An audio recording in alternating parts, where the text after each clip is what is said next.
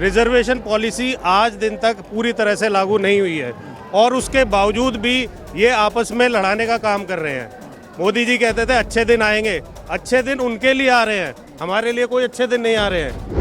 अनिल जी, आपने सब कैटेगराइजेशन का जिक्र किया, जी। तो आप उसको डिवाइड एंड रूल के तौर पे देखते हैं, या क्योंकि कई कम्युनिटीज़ तो कह रही हैं कि उनको फ़ायदा मिला नहीं, अब उनको फ़ायदा नहीं मिल रहा है इसलिए कैटेगराइजेशन होना चाहिए, उन तक भी आरक्षण का फ़ायदा पहुंचना चाहिए? जो कैटेगराइजेशन की बात है, अंग्रेज तो चले गए रूल करके, अब वही पॉलिसी यहाँ पे हो रही है कि डिवाइड एंड रूल करो। कोटे में कोटा लागू होना चाहिए, सब क्लासिफिकेशन होना चाहिए, इस फैसले से समर्थन करते हैं, इस पे आपका समर्थन है कि विरोध करते हैं? जब नहीं बना था तब भी इस पॉलिसी का पालन पूरी तरीके से नहीं हुआ और इन्होंने अब कैटेगरी में कैटेगरी बनाई है, तो हमें नहीं लगता कि ये संतुष्टजनक रिजल्ट दे पाएंगे। लेकिन वो कह रहे हैं कि कुछ लोगों का पेट ज़्यादा भर गया, पेट बाहर आ गया, उनका ज़्यादा मलाई खा ली, अब उनको बाहर करो, क्रीमी लेयर लागू करो। कितने लोग सर्विस में आए या कितने लोगों ने रिजर्वेशन का फ़ायदा उठाया, ये डाटा भी तो उनको सार्वजनिक करना था। आंकड़े दो। ए कैटेगरी का बंद हो गया, बी का बंद हो गया, सी का बंद हो गया, डी का बन गया, आखिर में क्या होगा? रिजर्वेशन ही बंद हो गया। तो जो चीज़ वो सीधे नहीं कर सकते वो इनडायरेक्टली कर रहे हैं। ये तो पुरानी वाली पद्धति, मनुवादी व्यवस्था आ गई कि शेड्यूल कास्ट के अंदर कास्ट में कास्ट जातियों में बांट दो और फिर इनको टारगेट करना आसान है। उनमें से बहुत सारी जातियां कह रही हैं कि हमको नहीं मिला, आप बड़े भाई की भूमिका निभाओ, आपका पेट भर गया, आप छोटे भाई को आगे दो।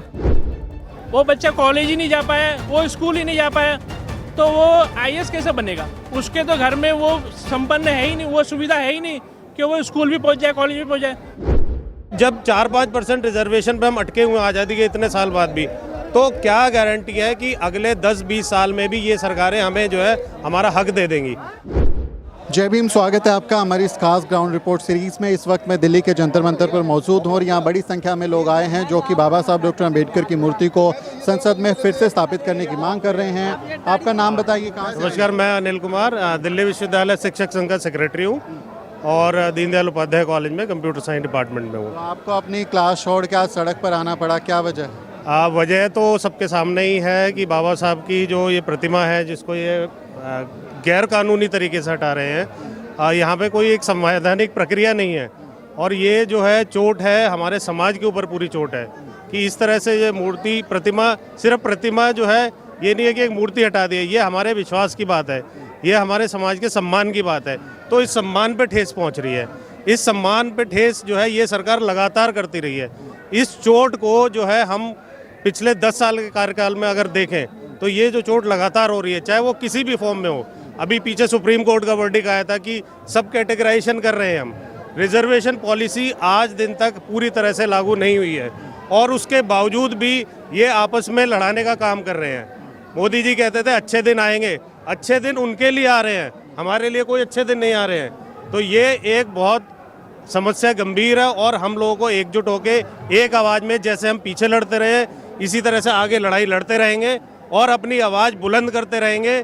सरकार की जो ये नीतियां हैं उनके खिलाफ सड़कों पे उतरते रहेंगे और अपनी बातों को सही तरीके से मनवाते रहेंगे। अनिल जी, आपने सब कैटेगराइजेशन का जिक्र किया, जी। तो आप उसको डिवाइड एंड रूल के तौर पे देखते हैं, या क्योंकि कई कम्युनिटीज़ तो कह रही हैं कि उनको फ़ायदा मिला नहीं, अब उनको फ़ायदा नहीं मिल रहा है इसलिए कैटेगराइजेशन होना चाहिए, उन तक भी आरक्षण का फ़ायदा पहुंचना चाहिए? साहब, आपने ये सवाल बहुत अच्छा उठाया और इसमें सबसे बड़ी बात है कि जो कैटेगराइजेशन की बात है, अंग्रेज तो चले गए रूल करके, अब वही पॉलिसी यहाँ पे हो रही है कि डिवाइड एंड रूल करो, कि हमारा रिजर्वेशन जो है वो मुद्दा सोशल मुद्दा है, वो इकोनॉमिक मुद्दा नहीं है। जब ओबीसी मंडल कमीशन 92 में आया, ओबीसी की जब बात आई थी, तब वहाँ पे social and economic backward rural ground को लेकर के तब कैटेगराइजेशन हुआ था। यहाँ पे सामाजिक न्याय की बात है, सामाजिक आधार के बेस पे हमारे SC ST का प्रावधान संविधान में बने थे और उसी, जब तक समाज में समानता नहीं है तब तक इस कैटेगराइजेशन का कोई मतलब नहीं है। साफ साफ संकेत ये है कि हमारे समाज को तोड़ के, मरोड़ के और कमज़ोर करना, जो कि हम किसी भी हालत में नहीं होने देंगे और हम कंडेम्ड करते हैं, चाहे वो सुप्रीम कोर्ट का वर्डिक्ट हो, चाहे सरकार का फरमान हो।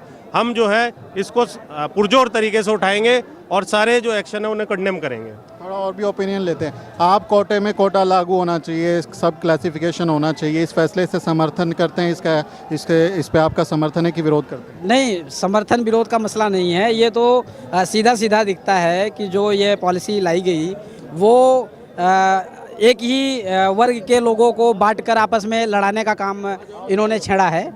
और रही बात जिनको नहीं मिला आरक्षण का लाभ नहीं मिला, तो इसमें सरकार को उसके लिए दूसरी नीतियाँ बनानी थी।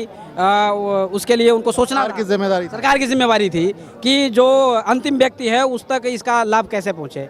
उसका ये कोई रास्ता नहीं बनता है कि उनको एक अलग वर्ग बना करके एक लड़ाई छेड़ देना।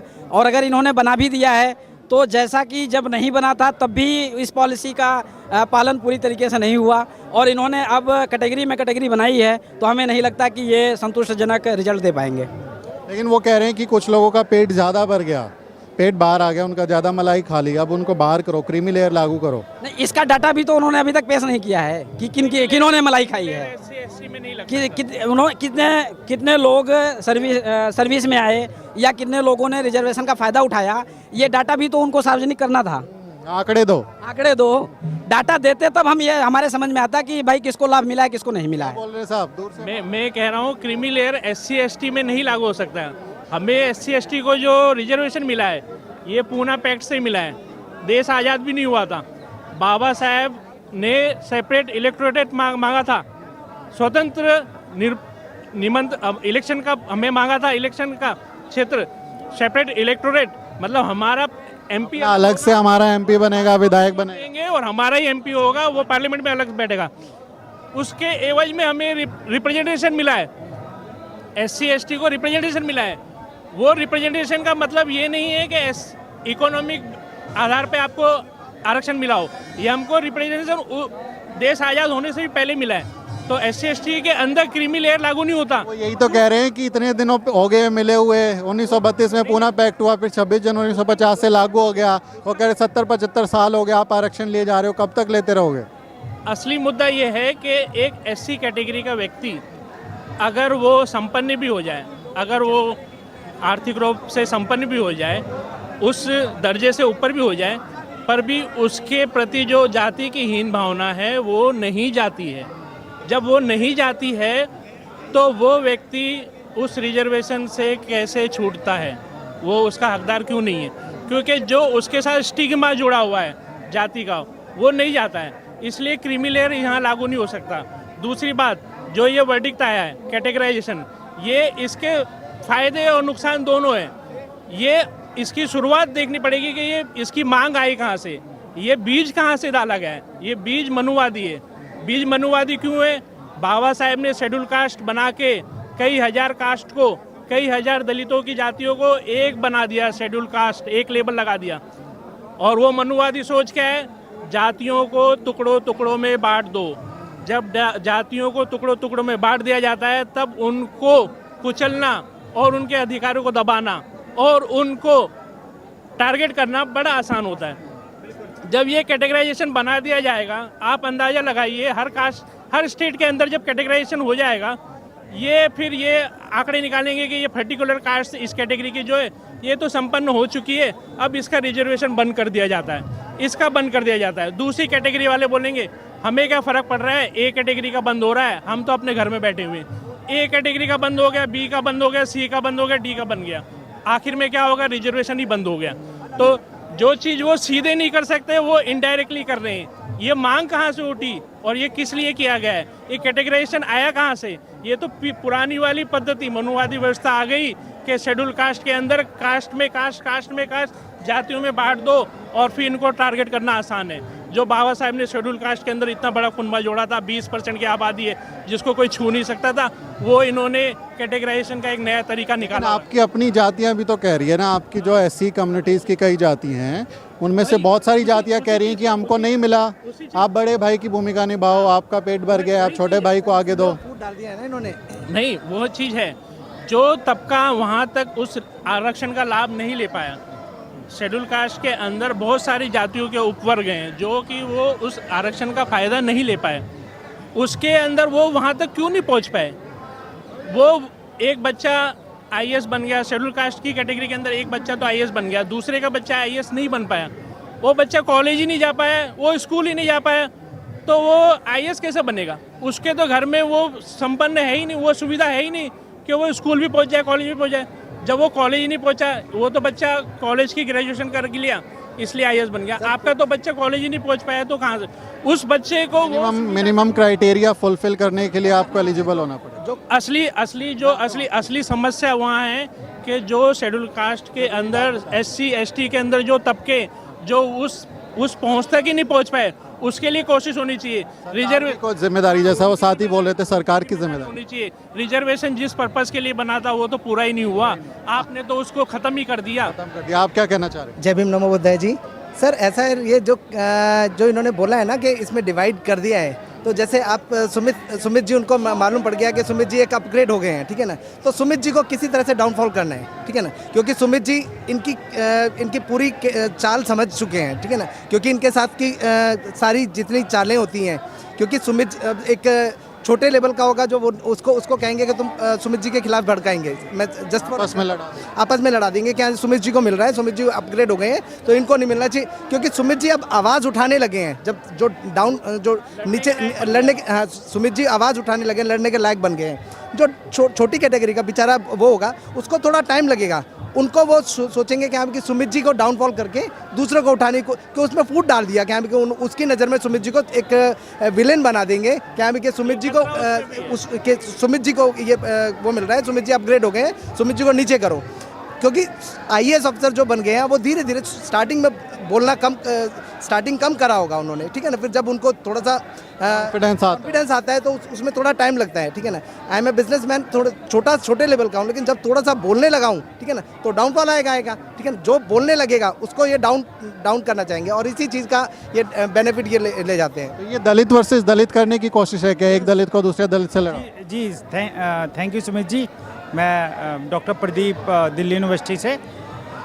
ये जो सब कैटेगराइजेशन की कोशिश की जा रही है, ये दलित वर्सेस दलित है, और मैं आपको बताऊं कि इनकी ये जो मंशा है ये बिल्कुल भी ठीक नहीं है, क्योंकि जब ये सब कैटेगराइजेशन नहीं था, मैंने खुद दिल्ली यूनिवर्सिटी में कई जगह कॉलेजों में इंटरव्यू में NFS लगते हुए देखा है। अगर इनका इतना ही वो है तो IIT, IIM और आपके दिल्ली यूनिवर्सिटी या और कई सेंट्रल यूनिवर्सिटी से पढ़े हुए बच्चे 20-20, 25-25 आ रहे हैं, इंटरव्यू फेस कर रहे हैं, और लेकिन फिर भी ये जानबूझ के NFS लगा रहे हैं, क्योंकि इनके मन में इरादा नहीं है कि वो हमें वैकेंसी फिलअप करनी है।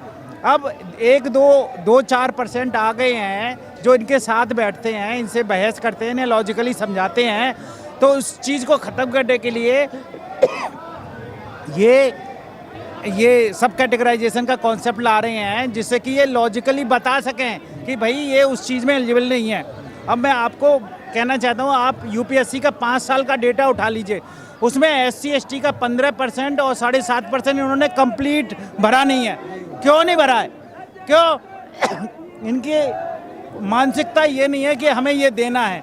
अगर इनकी देने की मानसिकता है तो पहले वो कंप्लीट करें और फिर डेटा डिस्ट्रीब्यूट करें, उसके बाद बात करें कि हम सब कैटेगराइजेशन की बात करते हैं।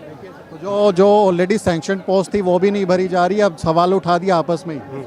देखिए सर, सबसे बड़ी दिक्कत यही है कि सरकार की जो प्रतिबद्धता है कि भाई हमें जो है पूरे 15% सीटें चाहिए, 7.5% सीटें चाहिए और 27% चाहिए, लेकिन दिल्ली विश्वविद्यालय की अगर मैं बात करूं तो 100 साल हो गए इस विश्वविद्यालय को, लेकिन आज की तारीख में हमारा जो रिजर्वेशन है वो पूरा नहीं हुआ है। तो हमारी, क्योंकि हम ये टीचिंग कम्युनिटी से हैं, हमारा भी एक ग्रुप है जिसमें हम डिमांड करते रहते हैं कि भाई हमारे रिजर्वेशन पॉलिसी को इम्प्लीमेंट करो। और अब तो इन्होंने बड़ी स्मार्टली क्या किया है कि जो बैकलॉग वैकेंसी की हम डिमांड करते थे कि पिछले जो सालों से आप बैकलॉग निकाल के दीजिए, उसको शॉर्टफॉल का नाम दे करके बड़े चालाकी से ट्विस्ट किया है, और आज की स्टेज में हमारा 4-5% से ज़्यादा रिजर्वेशन नहीं है। तो जब 4-5% रिजर्वेशन पे हम अटके हुए आज़ादी के इतने साल बाद भी, तो क्या गारंटी है कि अगले 10-20 साल में भी ये सरकारें हमें जो है हमारा हक दे देंगी। अब हमारा समाज जो है वो अवेयर हो रहा है, और ख़ास तौर से जो समाज जो थोड़ा सा, जिस आपने कहा कि मलाई खा रहा है, वो मलाई नहीं खा रहा है, वो पढ़ लिख के जागरूक हो गया और समाज को जागरूक कर रहा है। तो सरकार की मंशा अभी है कि ऐसे ग्रुप को टारगेट किया जाए और ऐसी नीतियां लाई जाए कि ये जो सक्षम वर्ग है इस समाज के अंदर, वो जो है चुपचाप बैठ जाए और आगे आवाज़ ना उठाए। लड़ाई लड़ने वाला कोई बचे ना। लड़ाई, बिल्कुल सही कहा, लड़ाई लड़ने वाला कोई बचे ना, और हम अपनी मनमानी करते रहें। तो ये लेकिन ये मैं आपके मंच से बड़ा क्लियर कट गवर्नमेंट को संदेशा देना चाहता हूँ कि हमारा जो समाज है इतनी जल्दी बिखरने वाला नहीं है।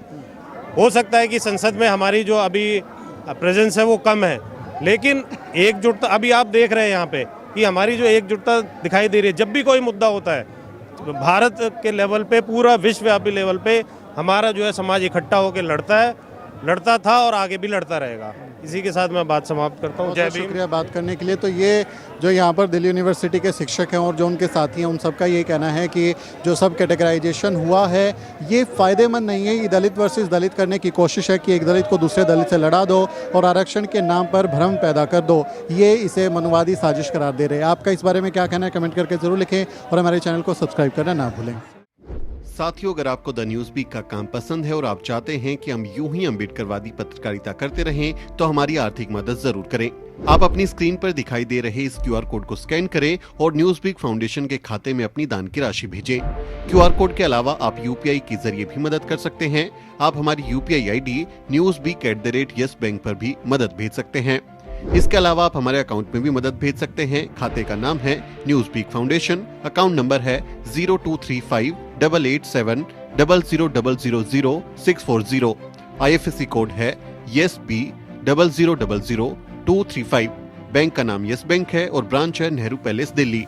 आप डोनेशन के एवज में इनकम टैक्स में भी छूट पा सकते हैं। डोनेशन की रसीद पाने के लिए ट्रांजैक्शन का स्क्रीनशॉट हमें भेजें। टाइप करें डोनेशन स्पेस आपका नाम और हमें 8595794224 पर व्हाट्सएप करें।